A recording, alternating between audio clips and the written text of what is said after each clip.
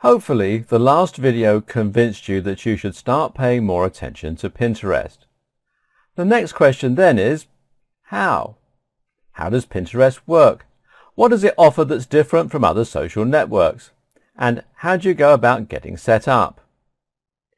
Well, essentially, Pinterest works by allowing you to create mood boards. Now, anyone who's done an art course will be familiar with this term. For everyone else, a mood board is essentially a collage made up of images and other materials that you found on the web. This lets you collect images and notes from anywhere online and to categorize them in one spot as a board.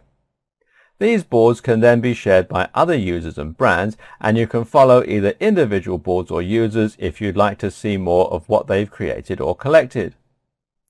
To find images to pin to your boards, you can either browse other boards and then repin the content that you like, you can save images from the web and use social sharing buttons, or you can create your own content to upload to the site.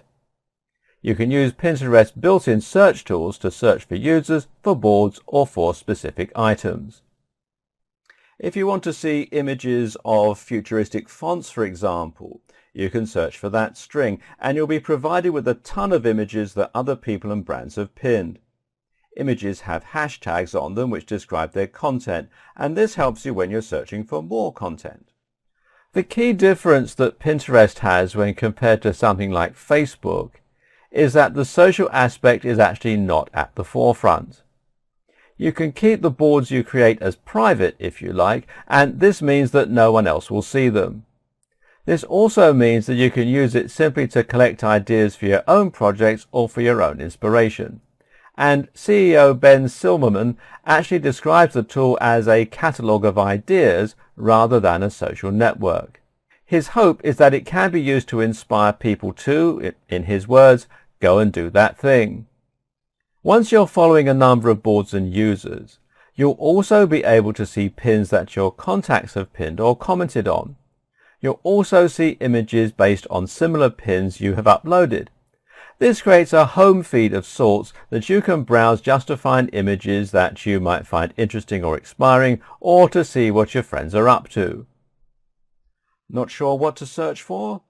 You can also use a button along the top in order to browse popular pins in specific categories, whether it's fashion, wedding, sports, art, architecture, or pets.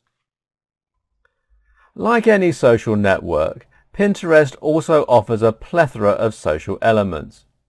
Other than using it to browse different users' content and edit it, it can also allow you to post comments on the pins that you like or don't like, to repin the content you enjoy and thereby share it with your own network.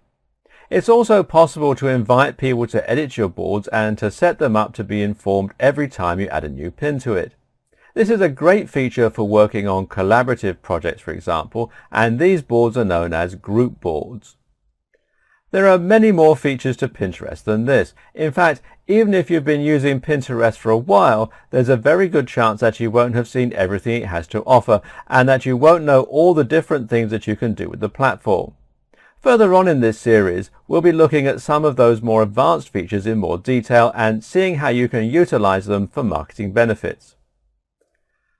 So then, what do most people use Pinterest for? As mentioned, Pinterest essentially revolves around mood boards which are designed to provide inspiration or to collect ideas. For example, one of the most popular types of boards that users will create for this purpose are wedding boards. When an engaged couple begin planning their wedding, they'll often start by creating a Pinterest board and then looking for inspiration.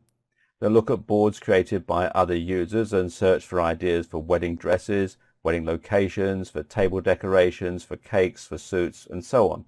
Or they may create separate boards for each of those things. Either way, they can then find new ideas and inspiration to guide their decisions, and they can put all of these ideas into one spot to serve as a reference. Because you can work on boards collaboratively, the bride and groom can both go about looking for different ideas together at the same time, and then add them to the board so that they can both see them. They can also add their own notes to read later on. If you have photos on your computer of a wedding that you've been to and you really enjoyed it, you can upload photos from there, or you can write notes and draw sketches and upload those as pins. You can also show other people those same ideas, for example what your maid of honor thinks of your ideas so far, or you can let other users see your board and get inspiration from you that way. There are many other common ways that Pinterest gets used. Here are just a few.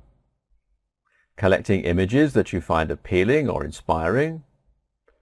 Collating ideas and inspiration for a new web design or an app UI. Getting ideas for interior design. Browsing products and window shopping. Putting together inspirational images to get you to the gym, moves, goal physiques, that sort of thing.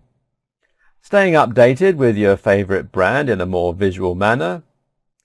Looking at fashion and outfit ideas for clothes. Researching tattoo ideas, and much more.